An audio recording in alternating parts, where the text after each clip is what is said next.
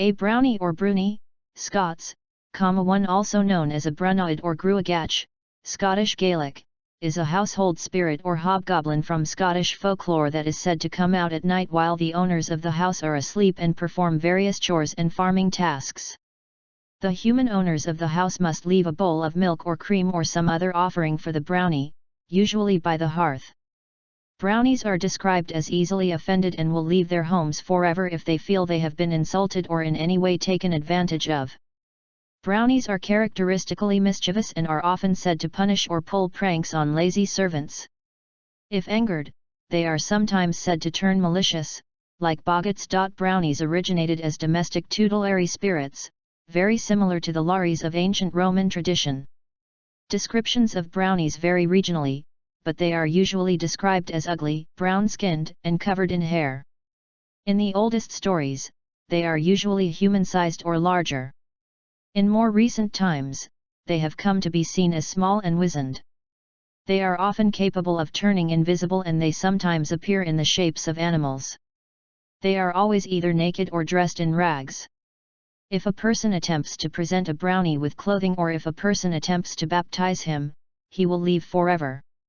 Although the name brownie originated as a dialectal word used only in the UK, it has since become the standard term for all such creatures throughout the UK and Ireland. Regional variants in England and Scotland include hobs, silkies, and uruisks. Variants outside England and Scotland are the Welsh bubbock and the Manx Fenadire. Brownies have also appeared outside of folklore, including in John Milton's poem El Allegro. They became popular in works of children's literature in the late 19th century and continue to appear in works of modern fantasy. The Brownies and the Girl Guides are named after a short story by Juliana Horatia Ewing based on Brownie folklore. Brownies originated as domestic tutelary spirits, very similar to the lares of ancient Roman tradition, who were envisioned as the protective spirits of deceased ancestors. 2, 3, 4, 5 Brownies and lares are both regarded as solitary and devoted to serving the members of the house. 6 Both are said to be hairy and dress in rags. 6 and both are said to demand offerings of food or dairy. 6 Like lares, brownies were associated with the dead. 7 6 And a brownie is sometimes described as the ghost of a deceased servant who once worked in the home. 6 The called lad of Hilton, for instance, was reputed to be the ghost of a stable boy who was murdered by one of the lords of Hilton Castle in a fit of passion. 8 Those who saw him described him as a naked boy. 9 He was said to clean up anything that was untidy and make messes of things that were tidy. 9 The Maine-hune of Hawaiian folklore have been compared to brownies as well, seeing they are portrayed as a race of dwarf people who carry out work during nighttime. 10 The family cult of deceased ancestors in ancient times centered around the hearth too, which later became the place where offerings would be left for the brownie. 3 The most significant difference between brownies and lares is that, while lares were permanently bound to the house in which they lived, 6 brownies are seen as more mobile, capable of leaving or moving to another house if they became dissatisfied. 6 One story describes a brownie who left the house after the stingy housewife fired all the servants because the brownie was doing all the work and refused to return until all the servants had been rehired. The Welsh name for a brownie is bubbock. 3341, pronounced buba. Like brownies, bubashot are said to have violent tempers if angered. 33 The 12th century Welsh historian Gerald of Wales records how a bubbock inflicted havoc and mischief upon a certain household that had angered him. 33 The 19th century folklorist Wirt Sykes describes the bubbock as a good-natured goblin who performs chores for Welsh maids. 41 He states that, right before she goes to bed, the maid must sweep the kitchen and make a fire in the fireplace and set a churn filled with cream by the fire with a fresh bowl of cream next to it. 41 The next morning, if she is in luck, she will find the bowl of cream had been drunk and the cream in the churn has been dashed. 41 Sykes goes on to explain that, in addition to being a household spirit, the bubbock is also the name for a terrifying phantom believed to sweep people away on gusts of air. 42 The bubbock is said to do this on the behalf of spirits of the restless dead, who cannot sleep because of the presence of hidden treasure. 36 When these spirits fail to succeed in persuading a living mortal to remove the treasure, they have the bubbock whisk the person away instead. 36 Briggs notes that this other aspect of the Bubaka's activities make it much more closely resemble the Irish Fuka. 36. John Rees, a Welsh scholar of Celtic culture and folklore, records a story from Monmouthshire in his 1901 book Celtic Folklore about a young maid suspected of having fairy blood, who left a bowl of cream at the bottom of the stairs every night for a bubak. 43 One night, as a prank, she filled the bowl with stale urine. 43 The bubak attacked her, but she screamed and the bubak was forced to flee to the neighbouring farm of Hafod Yyns. 43 A girl there fed him well and he did her spinning for her. 43 But she wanted to know his name, which he refused to tell. 43 Then, one day when she pretended to be out, she heard him singing his name, Gwarwinathrit. 44 So he left and went to another farm, where he became close friends with the manservant, whose name was Moses.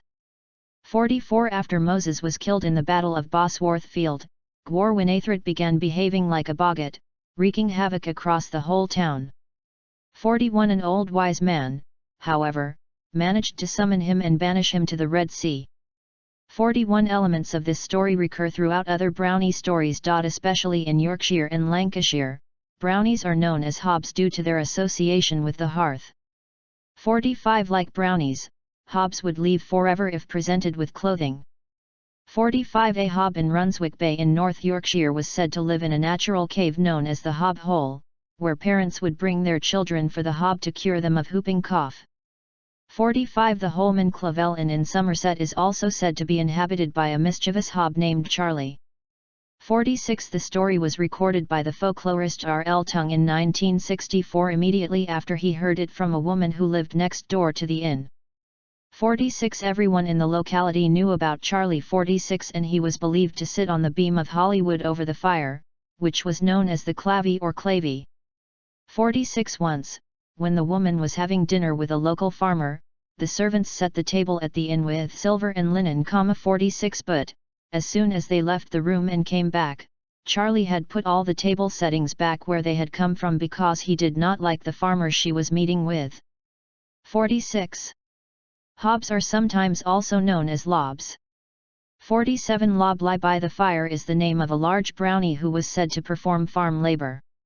47 In Scotland, a similar hearth spirit was known as the Wag at the Wa. 37 48 The Wag at the Wa was believed to sit on the pothook. 37 And it was believed that swinging the pothook served as an invitation for him to come visit. 37 He was believed to pester idle servants, but he was said to enjoy the company of children. 37 He is described as a hideous, short-legged old man with a long tail who always dressed in a red coat and blue breeches with an old nightcap atop his head and a bandage around his face, since he was constantly plagued by toothache. 37 He also sometimes wore a grey cloak. He was often reported to laugh alongside the rest of the family if they were laughing. 37 But he was strongly opposed to the family drinking any beverages with more alcohol content than home-brewed ale. 37 He is said to have fled before the sign of the cross. Brownies have traditionally been regarded as distinct and different from fairies. 39 In 1777, a vicar of Beetham wrote in his notes on local folklore, "A brownie is not a fairy, but a tawny-coloured being which will do a great deal of work for a family, if used well." 39. The writer Walter Scott agreed in his Minstrelsy of the Scottish Border, in which he states, the brownie formed a class of beings distinct in habit and disposition from the freakish and mischievous elves. 39. Modern scholars, however, categorize brownies as household spirits, which is usually treated as a subcategorization of fairy.